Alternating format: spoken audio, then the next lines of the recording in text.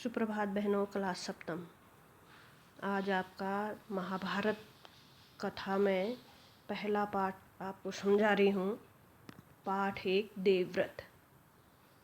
पाठ एक देवव्रत, इसके बारे में आप ध्यान से सुनेंगी और फिर अगले दिन उसके प्रश्नोत्तर समझाए जाएंगे। इस पाठ का सारांश है, पूरा पाठ तो पढ़ाया नहीं जा सकता, थोड़ा सा सारांश आपको बताते हैं। हस्तिनापुर के राजा शांतनु गंगा के रूप सौंदर्य से इतने प्रभावित हुए कि उनके विवाह करने हेतु उनकी शर्तों को मानने के लिए राजी हो गए। गंगा ने राजा से कहा, मैं कुछ भी करूं, आप उसका विरोध नहीं करेंगे। मैं कुछ भी करूं, आप उसका विरोध नहीं करेंगे। गंगा ने राजा शांतनु से कहा। राजा द्वारा शर्त स्वीकार करने के बाद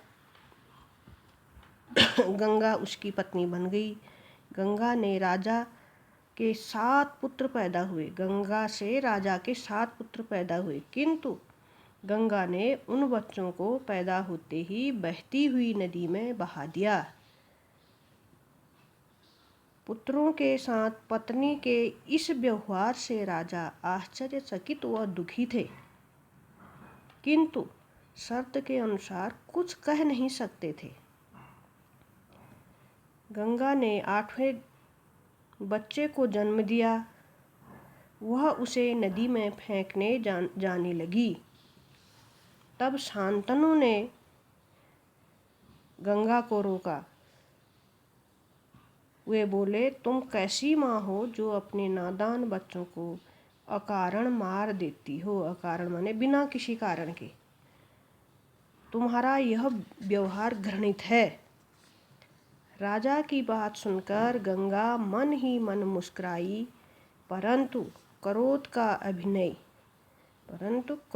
अभिनय करती हुई बोली, राजन, क्या आप अपना वचन भूल गए हैं? मालूम होता है कि आपको पुत्र से मोह है, मुझसे नहीं। आपको अपने पुत्र से प्रेम है, मुझसे नहीं है। शर्त के अनुसार मैं अब यहाँ नहीं ठहर सकती। शर्त के अनुसार अब मैं यहाँ नहीं ठहर सकती। हाँ, आपके इस पुत्र को मैं नदी में नहीं फेंकूंगी। इस अंतिम बालक को मैं कुछ दिन पालूंगी और फिर आपको सौंप दूंगी। यह कहकर गंगा बच्चे को लेकर चली गई। यही बालक देवव्रत था, जो बाद में भीष्म नाम से प्रसिद्ध हुआ। कुछ दिन बाद एक दिन गंगा के तट पर राजा ने एक युवक को देखा, जो नदी की बहती धारा में तीर चलाकर उसकी प्रचंड धारा को रोक रहा था।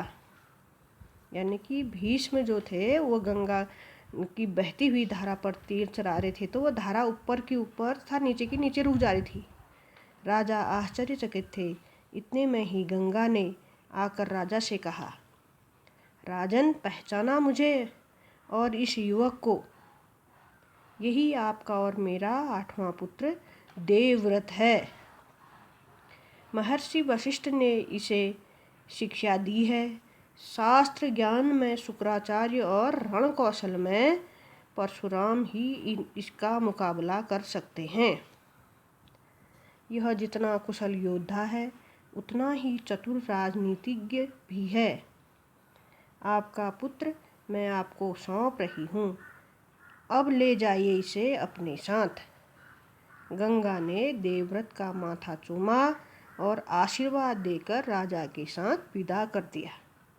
ये है पाठ एक देवव्रत का सार संक्षेप में। और अब इसमें कुछ कठिन शब्द आए हैं, 2-4 शब्द, उनको ध्यान से सुनेंगे और अपनी फिर उत्तर पुस्तिका में करेंगी। इस महाभारत की आप एक पतली सी कॉपी बनाएंगी, उसमें जितना मैं आपको प्रश्न उत्तर करा रही हूँ उनको सब करेंगे। तो इसमें पहला शब्द है तेजस्वी। तेजस्वी माने प्रभावशाली। दूसरा शब्द है अज्ञात।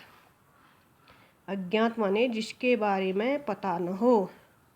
अज्ञात माने जिसके बारे में पता न हो। अकारण। अकारण माने बिना किसी कारण से। घृणित। घृणित माने घृणा के योग्य। अभिनय। अभिनय माने नाटक। प्रचंड। प्रचंड माने तीव्र या तेज। नादान। नादान माने भोले भाले। आज इसको आप ध्यान से सुनेंगी, फिर शब्द अर्थ भी और इसके प्रश्नोत्तर भी अपनी उत्तर पुस्तिका में करेंगी। इससे आगे आपको कल को बताया जाएगा। आज इतना ही।